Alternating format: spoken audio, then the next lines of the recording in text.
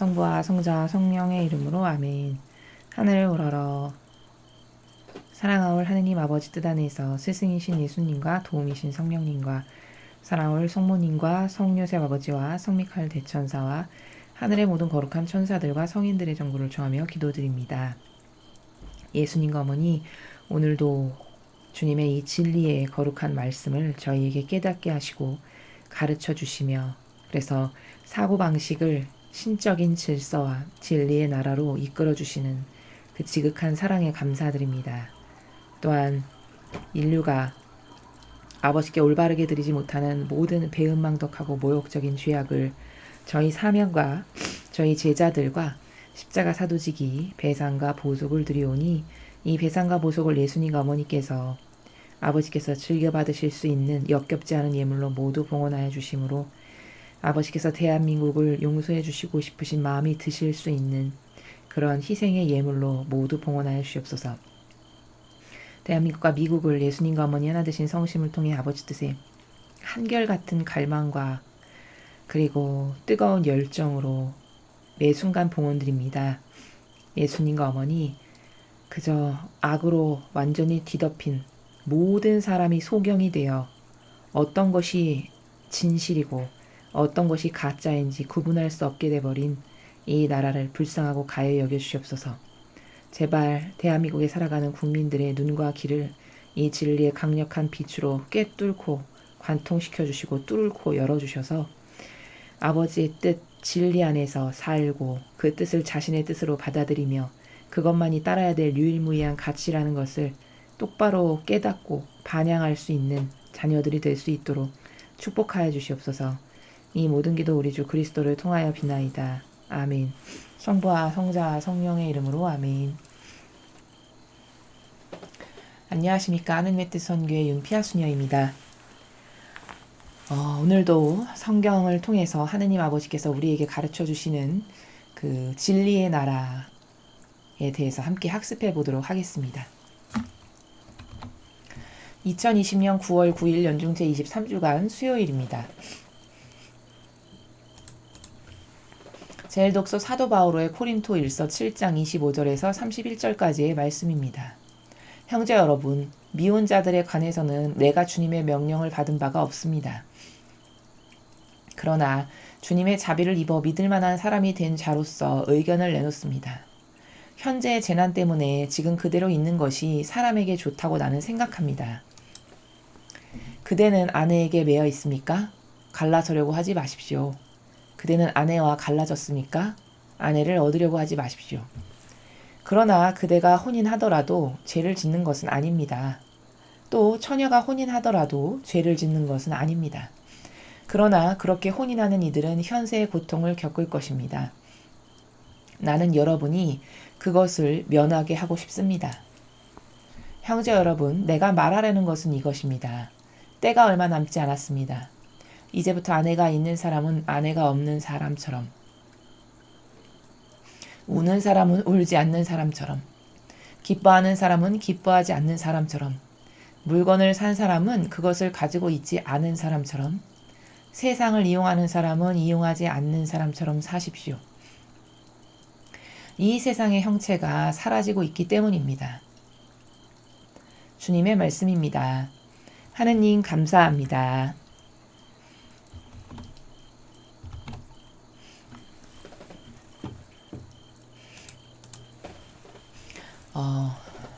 바오로 사도가 오늘 그 코린토에 살아가는 성도들에게 이야기하고 있는 이 나라는 마지막 시대를 살아가는 사람들이 어떤 마음가짐과 어떤 준비의 나라에서 살아가야 하는가에 대해서 깨닫게 하고 있습니다. 여기 이런 단어들이 보이시죠? 그렇게 혼인하는 이들은 현세의 고통을 겪을 것입니다. 나는 여러분이 그것을 면하게 하고 싶습니다. 28절에 이렇게 이야기하고 있고, 후미에 가면은 때가 얼마 남지 않았습니다. 이렇게 29절에 이야기하고 있습니다.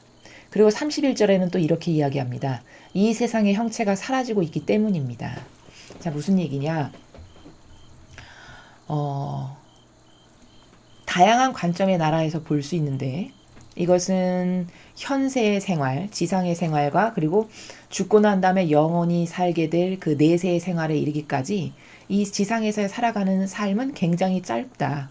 세상의 형체가 사라지고 있다라는 것은 그런 내세와 현세적 관점에서 봤을 때 지상에서의 삶은 굉장히 짧은 거고 영원히 지속될 내세의 사서의 삶이 기다리고 있다. 그러므로 그 내세의 삶을 준비하는 마음으로 이 지상에서의 삶을 그렇게 살아야 된다라고 하는 거시적 관점, 그리고 또 이런 관점도 있습니다. 이스라엘이 실제적으로 마지막 시대를 거쳤고 패망의 역사를 가지고 있죠. 바오로 사도가 지금 말하는 나라는 그렇게 이스라엘이 재난을 겪게 될 앞으로의 상황, 이스라엘이 역사적으로 고통받았던 그 상황을 두고 이렇게 어지럽고 혼탁한 마지막 시대에 여러분이 뭘 더 뭐 결혼을 하고 뭔가 막 집착을 하고 애착을 하고 이렇게 살아가는 것보다는 겸손하고 겸허하고 그리고 아무것도 가지지 않은 사람과 같은 그런 정직한 마음의 나라에서 이 지상에서의 삶을 살아가는 것이 좋겠다. 그것이 마지막 시대를 대비하는 자의 마음이고 정신으로서 그게 합당하고 걸맞다라는 것입니다. 왜 하느님의 이 역사도 때가 있습니다. 때가 있다라고 성경에서 이야기합니다. 그것을 어떻게 말씀하시냐? 심을 때가 있고 물을 주고 한참 양육시킬 때가 있고 그리고 추수할 때가 있다라고 말씀을 하십니다.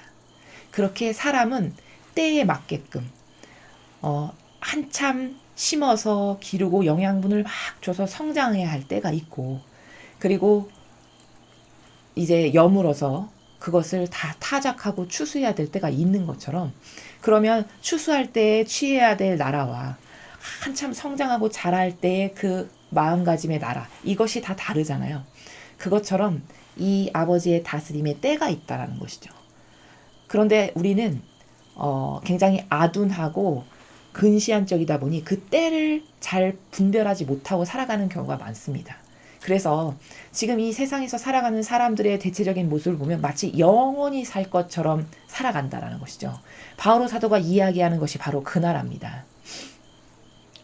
우리들의 인생의 삶이 굉장히 한시적이고 짧은 인생인데 그리고 영원히 살 곳은 내세고 그리고 그 내세에 내가 어디를 갈 것인가가도 다 이 짧은 한시적인 삶에서 결정될 일인데 여러분의 목적은 이 짧은 한시적인 그 삶이 오로지 내가 영원히 살 그 나라를 위해서 준비해야 되고 그때 어디를 갈 것인가가 결정되는 이 모든 과정 하나하나가 다 중요한데 여러분은 그런 것에 대해서는 힘을 기울이지 않고 그저 쓸데없는 집착과 애착으로서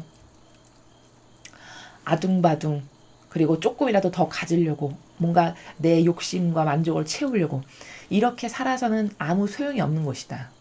그저 겸허하고 아무것도 가지지 않은 사람처럼 그리고 정직한 마음으로 마치 천년만년 살 것처럼 그렇게 살지 말고 더 겸손하고 더 정직한 마음의 나라에서 그런 나라에서 살아가는 것이 마지막 시대를 살아가는 사람의 올바른 자세고 정신이다 라는 것을 오늘 바오로 사도가 성도들에게 깨닫게 하고 있는 것입니다. 그래서 전체적으로 이야기하는 나라가 다 그런 나라죠. 근데 잘 생각해 보십시오, 여러분. 지금이 딱 바오로 사도가 이야기하는 그 시대와 또 똑같은 시대가 우리가 다가왔고 그 시대를 살아가고 있는 사람들입니다.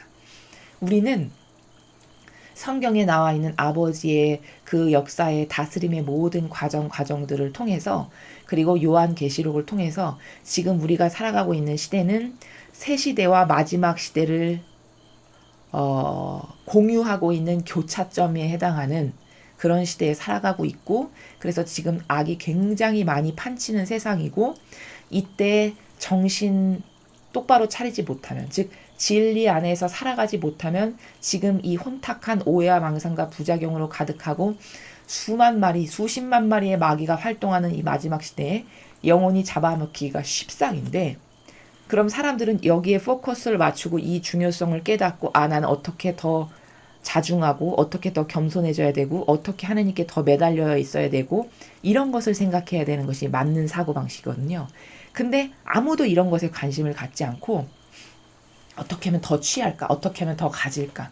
어떻게 하면 더 내 욕심을 좀 더 채울까? 더 좋아질까? 오로지 이것에만 관심이 있다라는 거세요. 근데 어떻게 하면 더 좋아지고 취하고 가질까라는 것도 그것도 때에 따라서 다르게 취해야 될 스탠스인데 지금은 마지막 시대니까 그런 시대 그런 정신을 가지고 살아서는 걸맞지 않는 것이다. 마지막 시대는 앞으로 도래할 시대를 대비하고 이 징벌이 더 지금보다 강해지고 세질 거고 지금보다 더 마귀가 아주 심하게 영혼들을 흔들 텐데 그때 살아남으려면 어떤 마음, 어떤 겸허한 마음, 어떤 정직한 마음, 아버지 앞에 어떤 단순성, 어떤 정직성, 그리고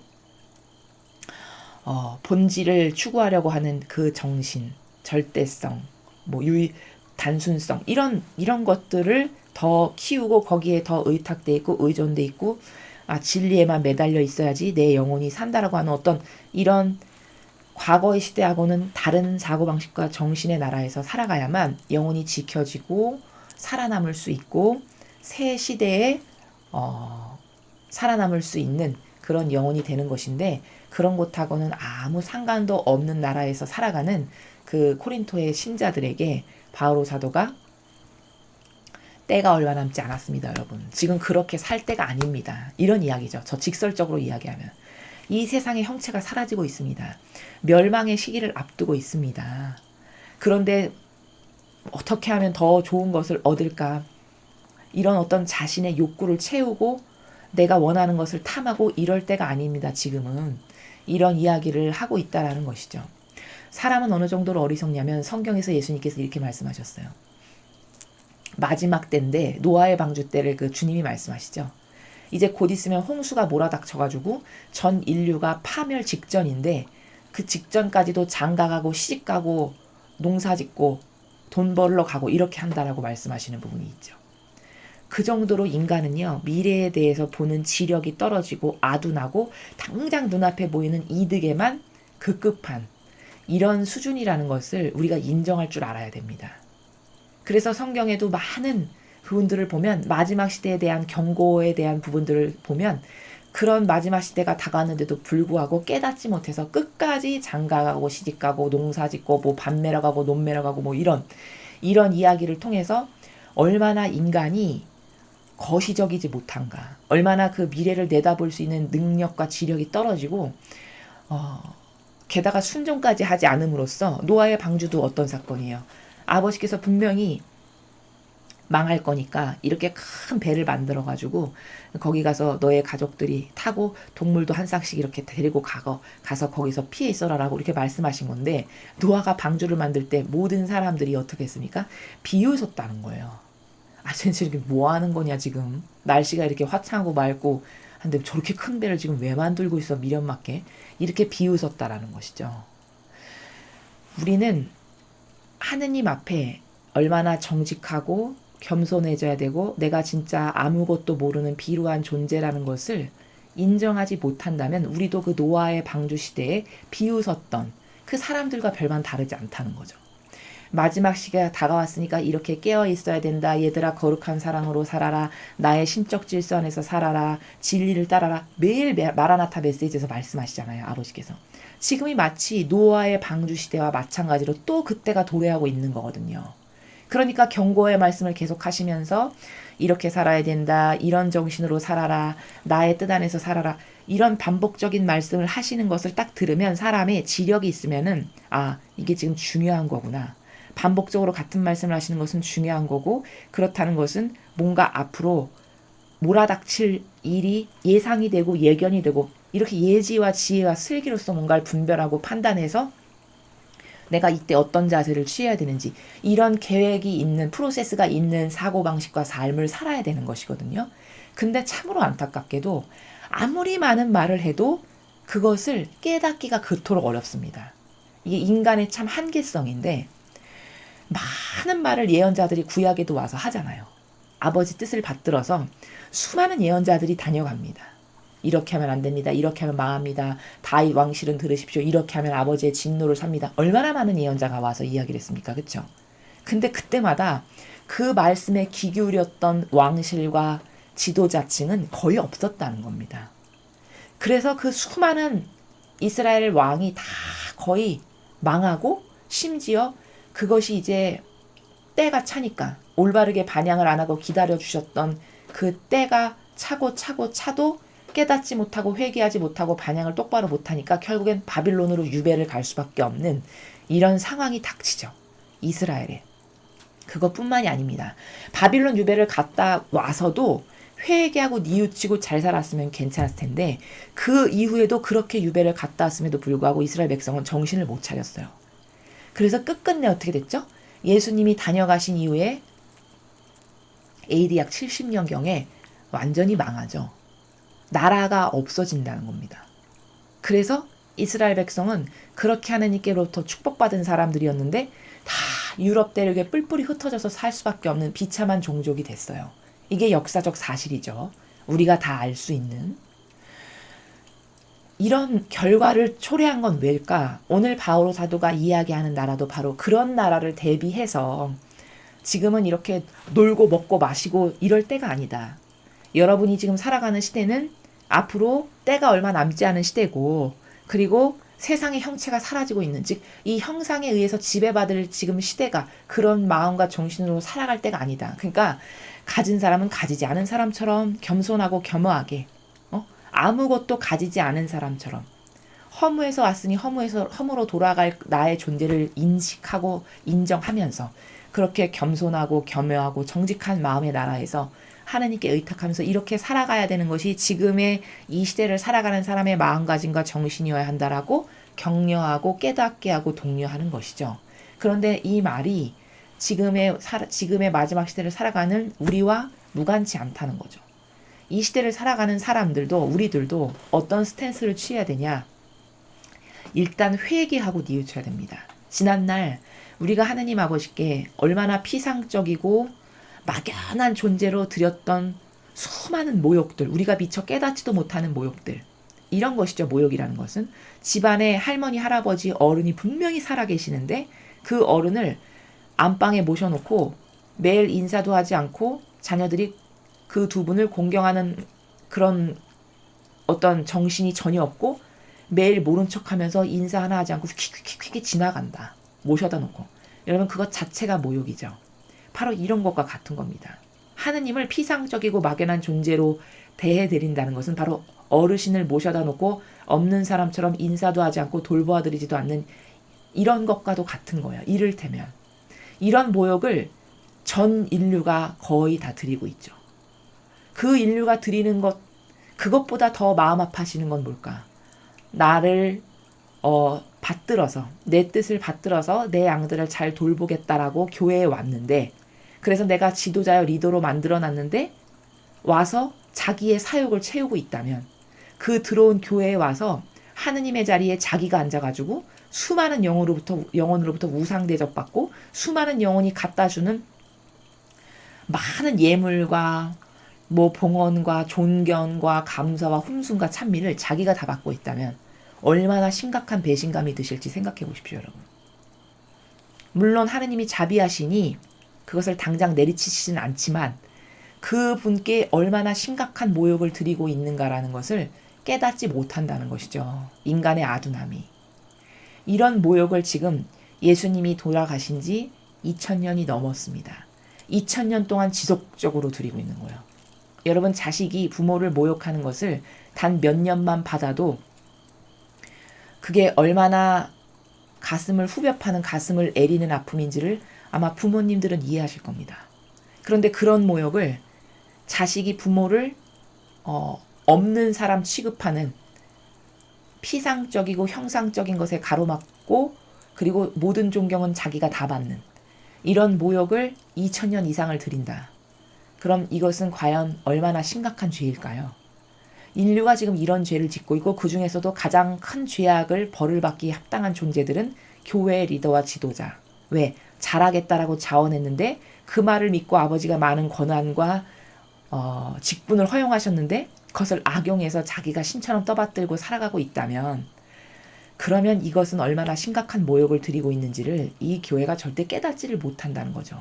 이것으로 인한 회개, 이것으로 인한 철저하고 처절한 회개가 있지 않고서는 절대 용서받을 수가 없는 심각한 죄라는 것입니다. 우리는 정말 지혜와 예지가 떨어지는 저급한 인간이 됐습니다.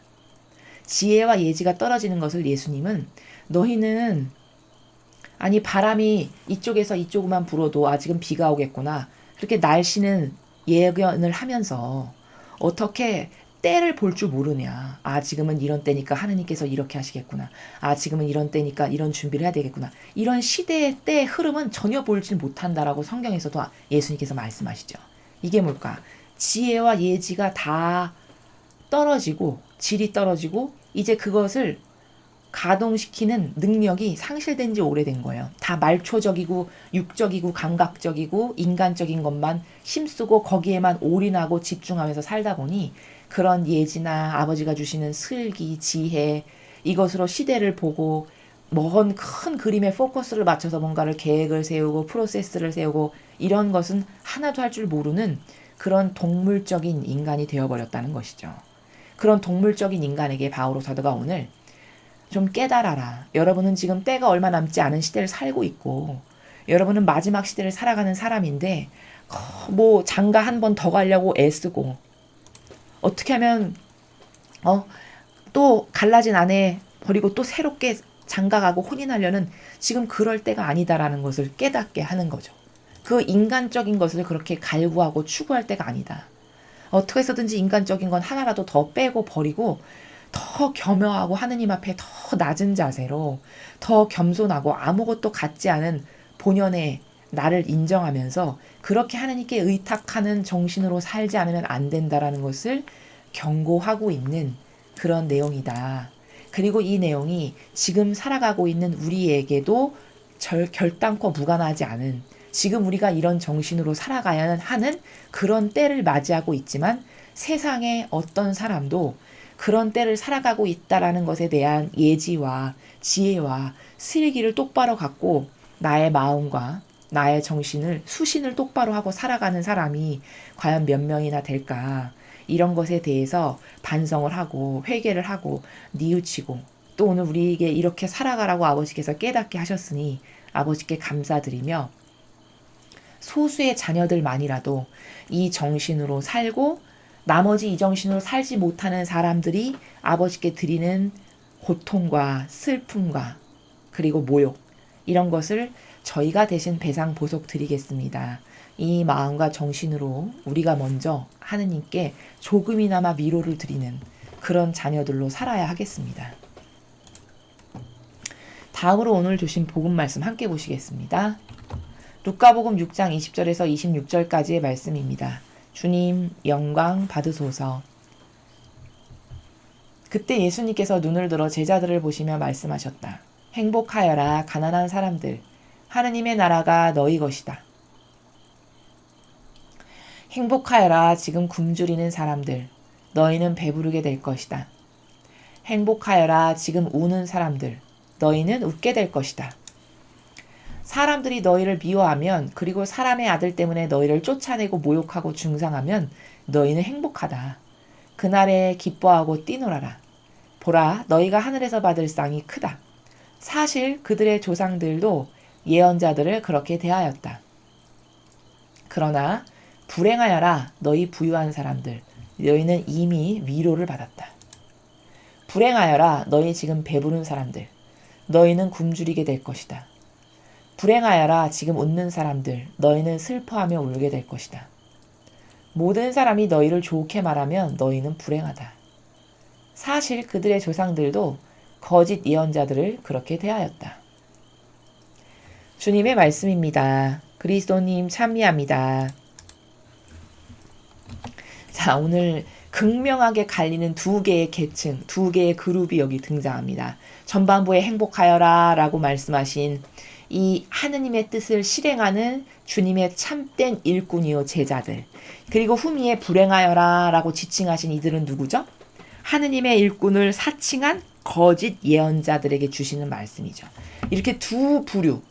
저는 하느님의 뜻을 행하는 사람입니다 라고 하는 두 부류가 있는데 하나는 진짜고 하나는 가짜죠. 그렇게 진짜 하느님의 뜻을 사랑하고 그 뜻에 용해되기를 갈망하고 그래서 예수님과 어머니께서 하실 법한 일을 내가 사실적으로 행하는 이런 하느님의 참된 일꾼들, 그리고 하느님의 참된 일꾼인 것처럼 모두를 속여서 그 시대를 살아가는 이스라엘 백성과 유다인들이 저 사람들이 진짜 하느님의 일꾼이야 라고 해서 그들을 왕처럼 떠받들고 살았지만 본질적으로는 불행한, 왜? 지옥에 갈 수밖에 없는 것들을 행했으니까.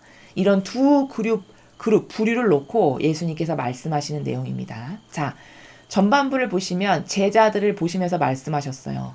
그럼 제자들을 보시면서 말씀하셨다라는 것은 이렇게 하느님의 뜻을 행하려고 하는 참된 주님의 일꾼들에게 주시는 말씀이시죠? 행복하여라 가난한 사람들, 하느님의 나라가 너희 것이다. 자, 여기 이 가난한 사람이 누구냐?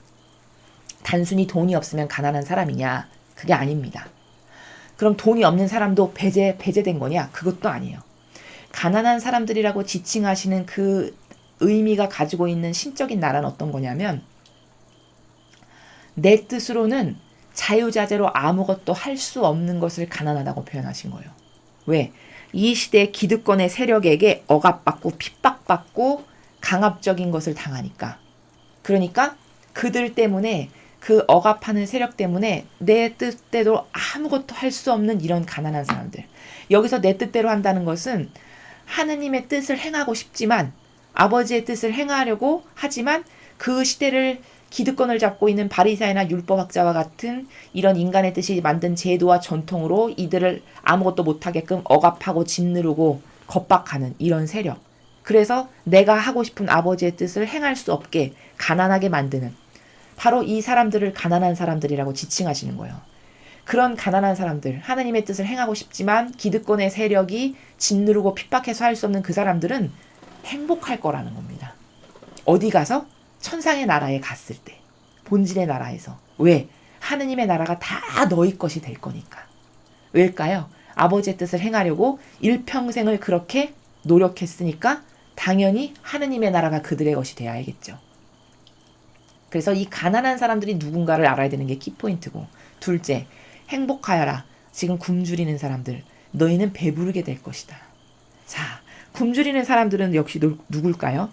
밥 못 먹어서 삐들어지게 마른 소말리아 난민 같은 사람.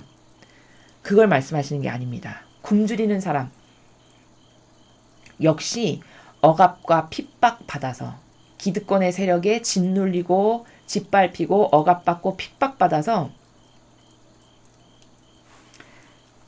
그 억압에 의해서 아무것도 할 수 없어서 굶주릴 수밖에 없는 이런 사람들. 그러니까 20절과 같은 맥락이죠. 그런 사람들은 지상에서는 그 억압받아서 너희 뜻대로 할 것도 없고 너희는 굶주릴 수밖에 없는 이렇게 가난하게 살 수밖에 없는 사람들이었지만 그치만 너희가 죽고 나서 천상의 나라에 갔을 때는 행복해야 할 거다. 왜? 너는 여기서 아버지의 뜻을 이루기 위해서 가난했고 굶주렸기 때문에 당연히 보상을 받아야 되겠죠. 그게 나를 위해서가 아니라 하나님의 뜻을 행하기 위해서 그토록 열정적으로 이 마귀의 세력과 싸웠는데 거기서 그 싸우면서 가난할 수밖에 없었고 핍박받고 억압받아서 굶주릴 수밖에 없었기 때문에 보상을 당연히 받아야 되겠죠. 왜? 하느님은 공평하시고 공정과 정의의 나라이시니까. 그러니까 여기서 그렇게 된 만큼 넌 하늘나라에 가선 배부르게 될 거다. 다 누리게 될 거다. 네 마음대로 모든 것을 다 할 수 있게 될 거다. 아버지 뜻 안에서. 그러니까 행복하여라 이렇게 말씀하시는 겁니다. 또 행복해라. 지금 우는 사람들 너희는 웃게 될 것이다. 제자들이 왜 울었을까요? 우는 사람들은 제자들인데 참된 하느님의 일꾼들인데 왜 울었을까? 공정과 정의를 수행하고 싶은데 못하게끔 가로막으니까. 여러분 지금 이 나라의 우파 매일 우시죠? 가슴으로. 왜일까요? 이 억압하는 핍박하는 이 빨갱이 공산주의 세력 때문에 매일 그 짓눌림을 당하잖아요. 마음으로 맨날 우시죠. 바로 그런 것과 똑같은 겁니다. 이 시대에 제자들이 아버지의 뜻을 행하려고 예수님께서 돌아가신 이후에도 그들이 아버지의 뜻을 행하려고 뿔뿔이 흩어져서 열심히 복음을 전하고 했는데 그들에게 가해진 건 다 뭡니까? 매맞음, 핍박, 채찍질, 모욕, 그리고 바오로 사도 같은 경우는 뭐 매를 몇십 대 맞았고 무슨 죽음의 위험, 짐승의 위험, 나는 이런 것으로 산다라고 스스로 증언하죠. 바로 이게 다 뭘까요? 아버지 뜻을 행하려고 그렇게 열심히 애쓰는데 이 기득권의 세력에 의해서 매맞고 욕먹고 핍박당하고 끌려가고 죽음의 위기에 처하고, 이게 다 그 아버지의 뜻을 행하는 사람들에게 기득권의 마귀 세력이 가하는 압력이죠. 압박들이고. 그래서 운다는 거예요. 공정하지 못하고 정의롭지 못한 이 세상 때문에 운다는 겁니다. 마음으로 울고 눈으로 울고. 그치만 행복해라 너희들. 어디 가서? 천상의 나라에 가서. 왜? 너희는 그땐 거기 가서 웃게 될 거야. 왜 웃게 될까요? 거기는 공정과 정의로만 가득한 세상이니까요. 거기는 억울하거나 뭔가 불공평해서 뭔가 그 불공정한 것으로 손해를 당하거나 이런 것이 전혀 없는 아버지의 뜻이라고 하는 퍼펙트한 공정과 정의로 다스려지는 나라니까 거기에 가게 될 거니까 거기서는 너는 실컷 웃게 될 거다. 네가 이 지상에서는 하느님의 뜻 정의가 구현되지 않고 오히려 불공정한 세력이 이기고 그 불공정한 세력이 너희를 짓누르고 압박하고 겁박해서 너는 매일 울었지만, 그치만 본질의 나라에 가서는 너는 마음껏 웃게 될 거다 라고 말씀하시는 것이죠. 그러니까 요약 정리하면 이 앞에 행복하여라 하고 하는 사람들은 아버지의 뜻을 충실히 이루기를 갈망하는 주님의 참된 일꾼들, 제자들, 리더들을 두고 하시는 말씀이에요. 이 시대로 따지면은 우파의 많은 어르신들이 바로 이런 가난하고 굶주리며 우는 분들이신 거죠. 그치만 여러분 기뻐하시라고 말씀하시는 겁니다. 예수님께서. 지금 이 현세에서는, 이런 현실에서는 우리가 이렇게 핍박받고 억압당하고 이 불공정한 현실 때문에 매일 울지만, 그치만 본질의 나라에서도 그러냐? 절대 그렇지 않다는 것이죠. 그리고 이 지상에서도 여러분 이 마귀가 결단코 승리 못합니다. 계시록에 보면 마귀는 패배하게끔 기정사실화되어 있어요. 그러니까 망할 건데 그 망하는 타이밍이, 그 시간이 언제일지를 단지 우리가 알 수가 없는 것이죠. 아버지가 때가 되시면 다 이루실 일들이니까요. 단지 우리가 할 것은 그 시간이 좀 단축되기를. 왜? 우리가 너무 고통스러우니까 이 선의 세력이. 이 불공정한 현실을 보고 피가 거꾸로 솟아오르는 이런 울분과 정의감을 느끼시잖아요. 이 고통스러우니까 이 시간을 좀 줄여주십사 해서 고행도 하고 극기도 하고 기도도 하고 단식도 하고 이렇게 하는 겁니다. 자, 사람들이 널 미워하면, 그리고 사람의 아들 때문에 널 쫓아내고 모욕하고 중상하면 너희는 행복하다. 자, 사람들이 미워한대요. 주님의 참된 일꾼들을. 그리고 쫓아내고 모욕하고 중상모략을 한다는 거예요. 왜 그럴까요? 마귀랑 한편이니까. 이스라엘 백성들이 여러분 다 바리사 율법학자와 한편이었지. 제자들 편인 사람 성경에 어디에 있습니까? 제자들은 그저 어디 나가나 맨날 핍박받고 모욕받고 침뱉음당하고 매질당하고 죽기 직전에 살아나고 다 이랬었어요. 구약의 많은 하느님의 일꾼들도 다 그랬죠. 가서 옳은 말 하는데 매질해서 막 죽일 듯이 막 벼랑으로 몰고 성벽 밖으로 막 몰아내, 성벽 밖으로 던져버리고 막 이런 핍박과 죽음과 모욕 이런 것만을 당하잖아요. 하느님의 일꾼들이. 근데 행복하다라고 하세요. 그날에 기뻐하고 뛰놀아라. 보라, 너희가 하늘에서 받을 상이 크다. 사실 그들의 조상들도 예언자들을 그렇게 대했다. 얘들아, 그날 너희가 구원받을 날, 본연의 나라에 너희가 당도하는 날, 천상의 나라에서 아버지와 기쁨을 함께하면서 뛰놀게 될 거다. 너희가 하늘에서 받을 상은 크다. 왜? 아버지의 뜻을 행하려고 고통받았으니까. 아버지의 뜻을 행하고 진리를 지키고 정의를 수호하려고 예수님과 어머니처럼 고통받았으므로 예수님과 어머니께서 받을 상을 받아야 마땅한 거죠. 두 분이 받으신 것을 우리에게 공유해서 나눠주실 그 상이 얼마나 크겠니? 그리고 얘들아, 슬퍼할 것 없다. 사실 그들의 조상들도 예언자들을 그렇게 대했다. 그들의 조상들이 누굽니까? 바리사 율법학자. 그들의 이전 조상들도 구약시대를 보세요, 여러분. 예언자들을 얼마나 핍박하고 죽이지 못해서 안달이고 매일 박해를 했는지. 보내는 예언자마다 족족. 예언자 중에 박해 안 받은 사람이 단 한 명도 없습니다.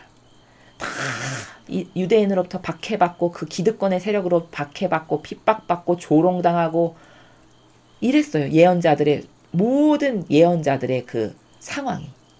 그렇게 그 조상들도 예언자들을 그렇게 대했다. 너희도 그러니 참된 아버지의 일꾼이면 그런 취급을 마귀들로부터 받을 게 당연하다. 어떻게 보면 그런 말씀이시죠. 그러나 이제 반전이 됩니다. 마귀의 세력이 나왔어요. 불행해라. 너희 부유한 사람들. 앞에 가난한 사람들인데 지금은 부유한 사람이라고 하셨네요. 그럼 이 부유는 돈 많은 부자를 말하냐? 꼭 그 부자를 두고 하시는 말씀이 아니라고 말씀드렸죠. 부유한 사람들. 할 수 있는 게 너무 많은 거예요. 마음껏 할 수 있는 거. 떵떵거리면서 내 마음대로 할 수 있는 게 널린 게 부유한 거죠. 그러니까 문재인 씨나 이 수많은 기득권의 공산주의 세력, 지금 마음대로 하고 싶은 대로 다 할 수 있죠. 로마 가톨릭의 수많은 높은 고위직에 있는 고위 성직자들, 자기가 할 수 있는 거 하고 싶은 거 마음대로 다 할 수 있어요. 뭐 힘없는 뭐 하나 저 섬으로 보내버리고 이런 거 너무 쉬운 것이죠. 그게 바로 부유한 사람들이에요. 가지고 있는 권한과 명예와 직분과 직함 때문에 하고 싶은 것은 무엇이든지 다 할 수 있는 게 내 맘대로 다 할 수 있는 게 부유한 사람들입니다. 근데 불행하대요. 그런 사람들이. 왜일까? 너희는 이미 위로를 받았다. 너희는 이 지상에서 왕처럼 떵떵거리면서 살고 내가 나의 일을 한다고 해서 많은 높은 직함과 직분을 줬는데 그 직함과 직분을 교묘하게 이용해 먹기를 그걸 가지고 하느님의 자리를 꿰차고 빼앗고 앉아가지고 거기서 수많은 영혼들로부터 우상 대접받고 칭송받고 사랑받고 예물봉헌받고 이렇게 해서 산다. 모든 위로를 다 받았다는 거예요. 지상에서 살면서. 그러니 하늘나라에 가서 받을 게 없어야 되는 게 너무 당연한 거죠. 오히려 아버지만이 받으셔야 될 권리와 권한과 아버지만이 받으셔야 될 찬미와 영광과 사랑과 이런 게 있잖아요. 근데 도둑질했잖아요. 아버지의 의자에 앉아서. 그러니 어떻게 돼야 될까요? 지옥 가야 되겠죠. 다 되갚아놓고 다 되돌려놔야 되잖아요. 그러니 오히려 불행하다고 하신 거예요. 여기서 너는 온갖 왕처럼 다 떵떵거리면서 살았지. 그러니 이제 너는 천상의 나라는커녕 지옥 가서 달달달달 볶일 일밖에 안 남았다. 라고 말씀하시는 것이죠. 불행하여라. 너희 지금 배부른 사람들. 앞에 굶주린 사람은 행복하다 하셨어요. 배부른 사람들. 너는 천상의 나라가 아니라 지옥 가서 너는 쫄쫄이 굶게 될 거다. 왜일까요? 배부르다는 건 뭡니까, 여러분? 앞에 그 부유한 것과 같은 의미예요. 너무 부유하고 배부르고 내 하고 싶은 모든 것은 내 자유의지로 모든 것을 다 통치하고 다스리고 영혼의 우상도 될 수 있고 영혼을 내 맘대로 올가맬 수도 있고 가둘 수도 있고 내 족쇄에 채울 수도 있고 전체주의의 왕으로서 내가 하고 싶은 건 다 할 수 있는 이게 바로 부자고 배부른 사람들이죠. 근데 불행할 거라고 하셨어요. 왜?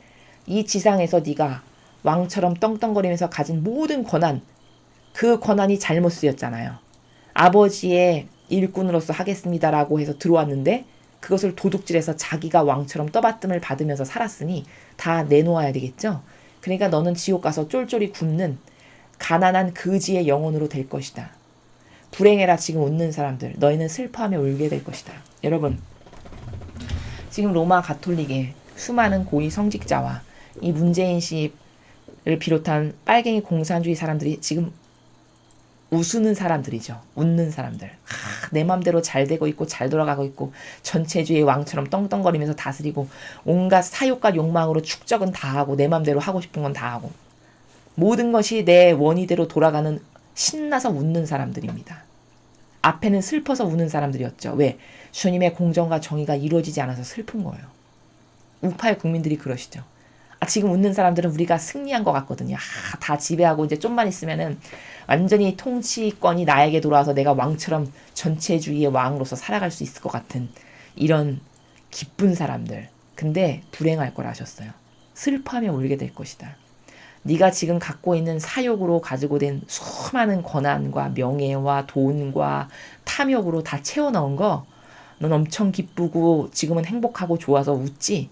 그치만 너가 죽고 난 다음에도 과연 웃을 수 있을까?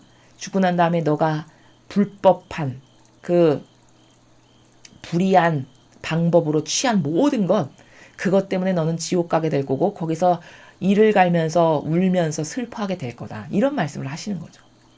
모든 사람이 너를 좋게 말하면 너희는 불행하다. 사실 그들의 조상들도 거짓 예언자들을 그렇게 대하였다. 자, 지금 엄청 떠받들고 존경받고 아이고 훌륭하신 분 이러면서 인사받는 이 모든 사람들 그래서 너희를 좋게 말하고 칭찬하고 훌륭하신 분이라고 우리 대단하신 누구누구님 누구누구님 이렇게 칭송받는 거 사람들이 너를 그렇게 좋게 말하잖니? 그럼 너는 불행하다. 왜냐? 사실 그들의 조상들도 과거 구약시대를 보십시오. 거짓 예언자들을 그렇게 좋게 말하고 거짓 예언자들을 우상으로 떠받들고 숭배했었죠. 구약의 사람들. 대표적으로 누구죠? 얼마 전에 복음에 나왔던 하나냐. 예레미야가 진짜고 하나냐가 가짜인데 그 시대의 유대인들이 하나냐를 진짜 예언자로 추앙하고 예레미야는 가짜 예언자로 취급하고 예레미야에게 돌 던지고 침 뱉고 욕하고 여기서 저 단계 와서 맞지도 않는 예언한다고 이렇게 했죠. 그렇게 하고 박해했습니다. 그래 하나냐는 칭송하고 떠받들고 그가 하는 말을 다 들었어요. 여러분 과연 누가 지옥 갔을까요? 누가 저주받은 사람인가요? 우리가 다 알다시피 하나냐가 저주받은 사람이죠.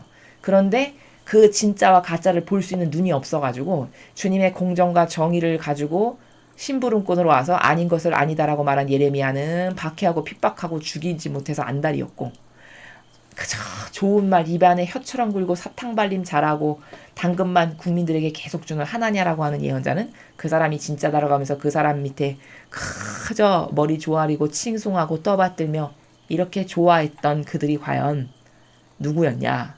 파리사의 율법학자와 유다인들, 이스라엘 사람들이었죠. 그 결국 어떻게 됐습니까? 그들의 운명이. 결국은 패망하고 멸망한 거 아닙니까? 그렇게 될 거라는 거예요. 똑같이.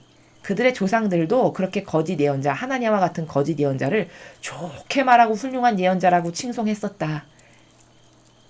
그러니 너가 가짜인데 너를 그렇게 좋게 말하고 칭송하고 떠받드는 그런 사람들이 이 시대에 있다면 너도 가짜 예언자라는 것을 그렇게 과거 구약의 하나냐를 가짜 예언자인데 그렇게 칭송했던 것처럼 너도 똑같이 그렇게 칭송받지 않니? 그럼 너도 불행해. 왜? 여기서 잘못된 걸로 칭찬받은 것만큼 갚아야 될까요? 안 갚아야 될까요? 갚아야겠죠. 지옥에 가서 다 갚아야 된다는 거예요. 그렇게 될 것이다. 라는 것을 두 개의 세력을 크게 구분 지으셔서 예수님께서 말씀하고 계신다라는 겁니다. 자, 그래서 오늘 그 일독서는 바오로 사도가 마지막 시대를 살아가는 마음의 자세는 겸허해야 된다. 주님 앞에서 모든 것을 다 내려놓은 이 아무것도 쓰잘데기 없는 눈에 보이는 이 형상적인 것, 육적인 것, 자아와 욕구를 따르는 이게 다 무슨 소용이냐. 마지막 시대가 다가오고 있는데 주님 앞에 그저 겸허하고 정직하고 분수를 아는 나의 본질을 아는 사람으로서 더 버리고 더 자아를 버리고 더 육적인 걸 버리고 오로지 그렇게 사는 것만이 우리에게 유일한 희망이다라는 것을 가르쳐주고 있죠. 복음에서는 두 개의 세력이 존재한다는 거예요. 진짜 하느님의 일꾼과 하느님의 일꾼을 가장한 가짜 마귀 세력. 근데 사람들은 깨닫지를 못해서 이 진짜는 박해하고 핍박하고 이 가짜에게는 환호하고 휘파람 불며 좋아하고 그들의 밑에 들어가지 못해서 안달난 이런 한심한 세대를 비교해서 말씀을 하시죠. 이렇게 핍박받고 박해받고 너희가 그렇게 힘들지만 얘들아 기뻐해라 행복해라. 왜? 너희들은 진짜 아버지의 뜻을 행하는 일꾼이었기 때문에 천상에서 받을 상이 아주 크다. 근데 이 가짜들 불행하다 불행하다 불행하다 이렇게 말씀하셨죠. 진짜 흉내내지만 사실 너희는 아버지 뜻을 행하겠습니다라고 말만 하고 들어와서는 도둑과 강도로 사는 하느님의 수많은 영광과 영예와 권능을 다 훔쳐다가 자기가 왕처럼 모든 이로부터 우상 숭배받고 떠받들고 수많은 것들 양의 가죽 벗기고 젖 짜서 먹고 이런다고 예수님 말씀하셨죠. 그런 너는 사악한 마귀고 도둑이요 강도다. 그러니 넌 불행하다. 왜? 너가 죽고 난 다음에 갈 곳이 지옥밖에 더 있겠느냐? 라는 말씀을 이렇게 비유적 관점의 나라에서 오늘 하고 계십니다. 여러분 이 마지막 시대는 참 지옥 가기도 쉽고 까딱 잘못하면 그치만 똑바로 반향하면 천상의 나라에 가기도 쉬운 양 단면을 가지고 있는 시대입니다. 마지막 시대는. 단지 내가 어떤 반향을 하느냐에 달려 있어요. 여러분은 더 이상 악에게 속지 않고 내가 어떻게 하면 본연의 나를 찾고 어떻게 하면 천상의 나라에 갈 수 있을까? 오로지 관심사항이 여기에만 있어야 된다는 겁니다. 왜? 우리는 마지막 시대를 살아가는 사람의 특수성 때문에 그렇다는 거예요.